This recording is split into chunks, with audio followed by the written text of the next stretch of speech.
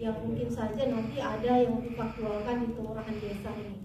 Nah, PPS yang akan melakukan dan petugas verifikasi nanti tentu diawasi oleh teman-teman semua.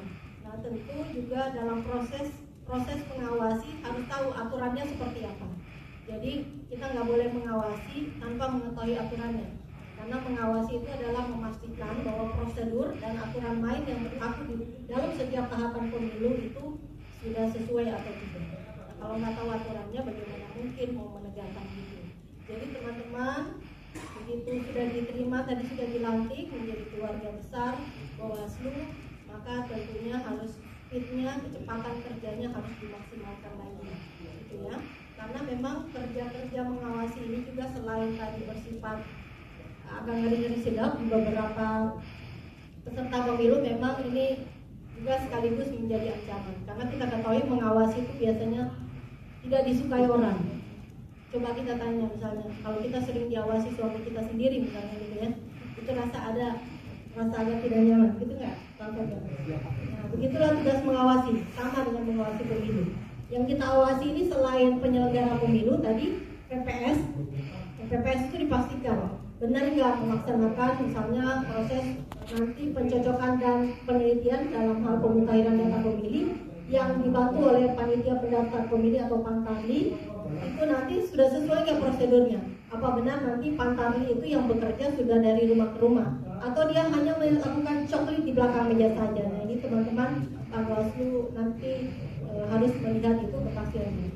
Lalu dalam proses itu juga mengawasi peserta pemilu. Jadi bukan hanya mengawasi penyelenggara pemilu dalam hal ini KPU, tetapi juga mengawasi peserta pemilu. Dan dalam proses mengawasi kita bisa melakukan pencegahan. Jika memang tidak sesuai dengan aturan main, maka kita bisa melakukan pencegahan secara dini sehingga tidak terjadi proses penanganan pelanggaran. Di pemilu 2019 kemarin, Kepulauan Seribu ini ya salah satu yang juara nggak ada penanganan pelanggaran. Ya, konon kabarnya juaranya ini karena pencegahannya maksimal. Jadi karena dicegah maksimal, mungkin karena ada hubungan korelasi dengan tadi, karena rata-rata ini saling kenal ya.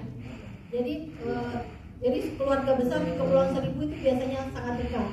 Nah, karena kedekatannya itu, nah saya mohon kepada teman-teman Panwaskel berucap itu harus hati-hati.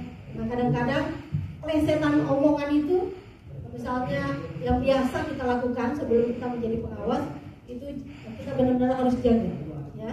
Utamanya dalam hal netralitas kita. Misalnya kalau partai ini datang kok omongannya ini, gitu. Kalau partai ini omongannya ini, karena kita sudah begitu dekat. Nah, karena kedekatan itu, maka kita harus betul-betul memastikan bahwa kita adil kepada seluruh peserta pemilu. Itu saja satu pantun mungkin untuk ucapan selamat.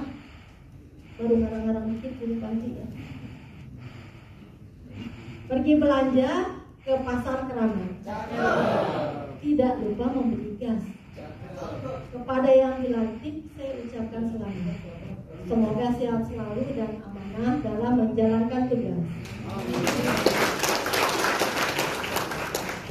Sungguh manis kelezatannya mangga ginju buah durian.